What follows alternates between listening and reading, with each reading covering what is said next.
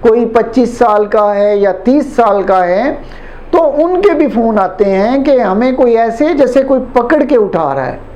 چند ایک نے تو یہ بھی کہا کہ کوئی چیز ہم نے دیکھی ہے سامنے کھڑی ہوئی۔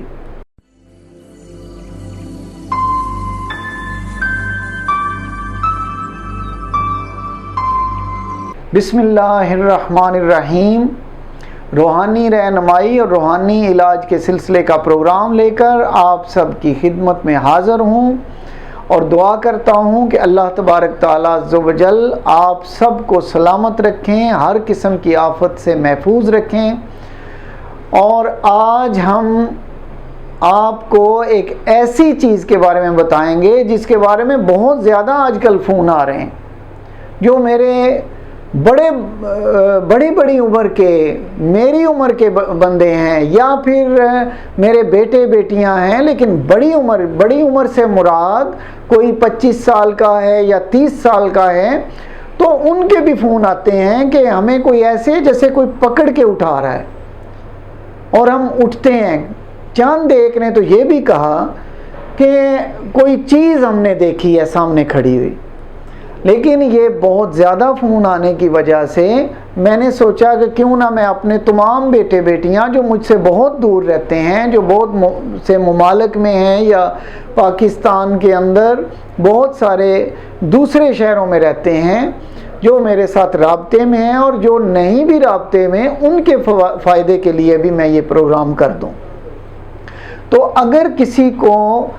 محسوس ہو کہ کوئی واقعہ ہی ان کو پکڑ کے اٹھاتا ہے، یا وہ رات کو ڈر جاتے ہیں، یا کوئی بہت ہی خوفناک خواب تسلسل سے دیکھتے ہیں یا کسی ایک دن دیکھتے ہیں، ان سب چیزوں کے لیے آپ نے کیا کرنا ہے کہ جب سونا ہے، سونے سے پہلے جب بیڈ پہ چلے جائیں تو اس وقت 3 مرتبہ درود پاک پڑھیں گے اور 3 مرتبہ اعوذ باللہ من الشیطان الرجیم پڑھیں گے، اور آیت الکرسی کی آخری آیت ولا یعودہ حفظہما وہو العلی العظیم، یہ بھی 3 مرتبہ پڑھیں گے، اور آخر میں پھر 3 مرتبہ درود پاک پڑھ کے اپنے سینے پہ دم کر لیں گے، اپنے سینے پہ پھونک مار لیں گے۔ آپ دیکھیں گے کہ یہ عمل آپ 3 دن کریں گے،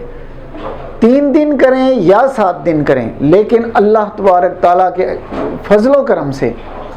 آپ کی یہ کیفیت بالکل ختم ہو جائے گی۔ کبھی بھی آپ کو نہ ڈر لگے گا، نہ کوئی اٹھائے گا، نہ کوئی بہت ہی خوفناک خواب آئے گی۔ یہ بہت ضروری پروگرام میں نے کرنا تھا، کیونکہ انتہائی زیادہ فون جب آ جائیں تو پھر میں اس بارے میں ضرور پروگرام کرتا ہوں کہ میرے دور رہنے والے بیٹے بیٹیاں اور میرے بہن بھائیوں تک بھی میری یہ بات پہنچے۔